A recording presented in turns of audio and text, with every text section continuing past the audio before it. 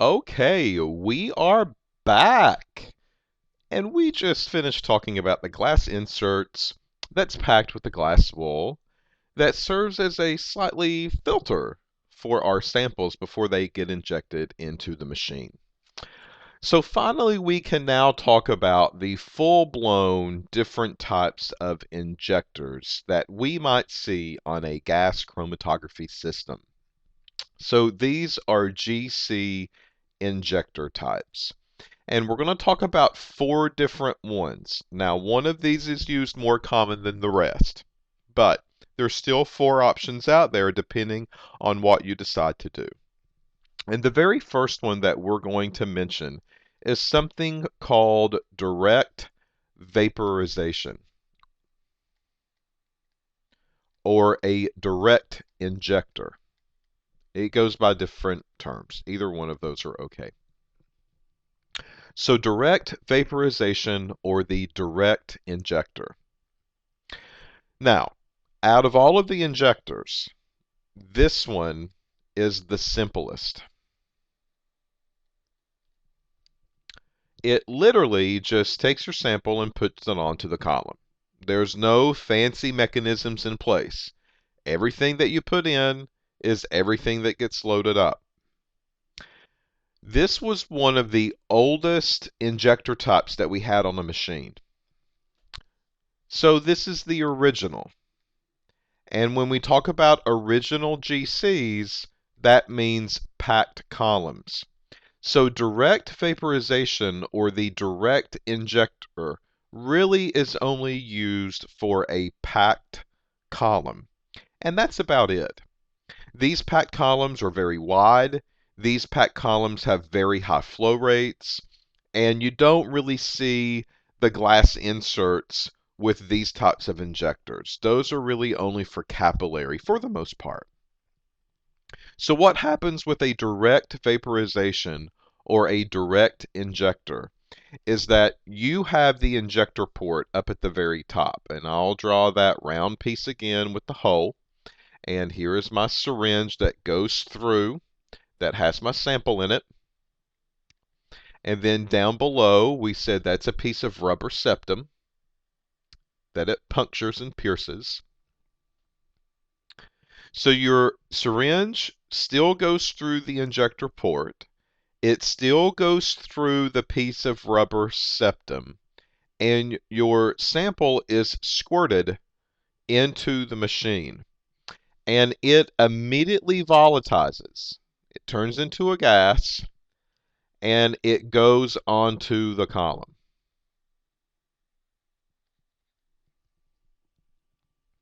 It does that process within seconds. So this chamber, of course, is heated. So that way, when you squirt your sample into that chamber, hopefully it's already a gas at that point, and it can go into the column very easily. So that's what we call direct vaporization. It's as simple as that. You take a sample, you squirt it into the injector, it automatically turns into a gas, and it goes into the column. The second type of injector that we need to mention is called a split.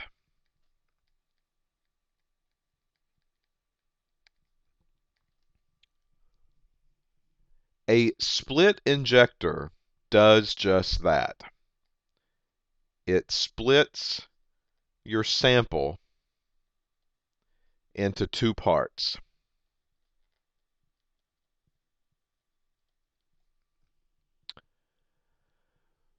These are not traditionally used for a packed column.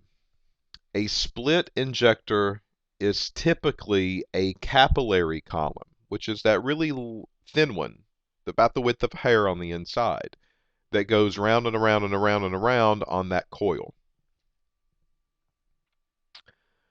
The problem is that these capillary columns are so tiny that they cannot take a large amount of sample. That's the problem with them. Now, think about that for a minute. We are only injecting 1 to 20 microliters at a time on the GC unit. We already said that was 1/1,000,000th of a liter. One millionth of a liter gets injected onto the GC. And for a capillary column, this is too much. It can't handle that much sample. And because of that, we've got to create a way that we can take that 1 microliter, which is basically fractions of a drop already, and we need to make it smaller. We need to inject only a tiny fraction of that tiny fraction into the instrument. And that's where the split injector comes from. So with a split injector, we typically only inject about 0.1 to 10% of my sample that I have injected up here in the very beginning.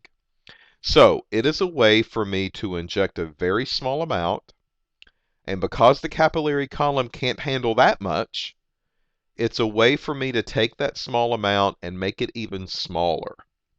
And I allow the GC unit to do that on its own.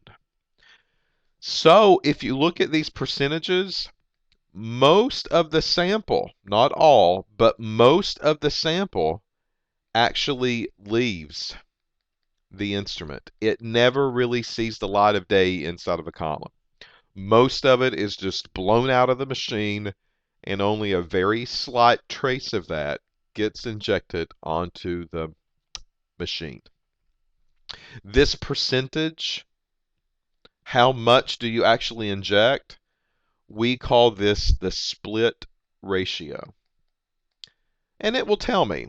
I set a split ratio into the machine, and it will go through and figure out how much of that sample to actually inject at any particular point in time. Basically, that's what it does, right? Now, sometimes the split is bad. Sometimes I don't want to do this, but I've got a capillary column on it already, but I don't want to split my sample because maybe this is okay for the column. Maybe what I'm looking for is such low concentration that that amount of volume is okay. So we've got another injector type that will allow me to do that. But for now, a split injector basically means I've got a sample that I'm injecting.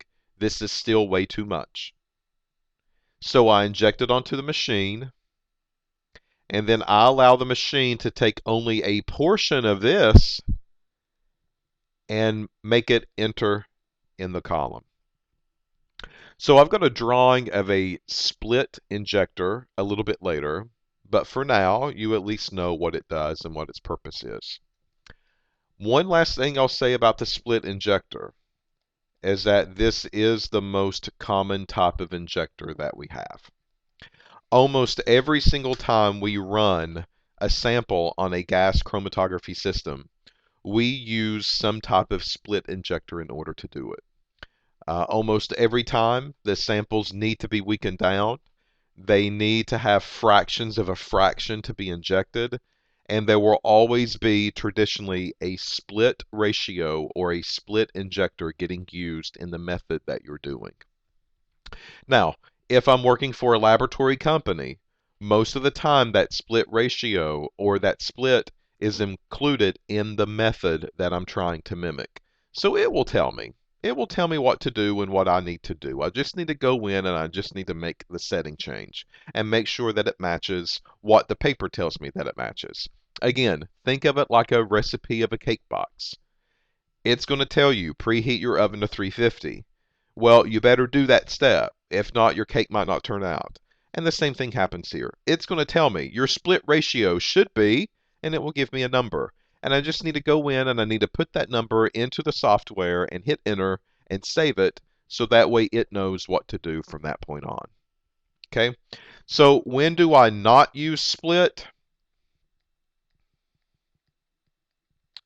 Well, we've already kind of mentioned it.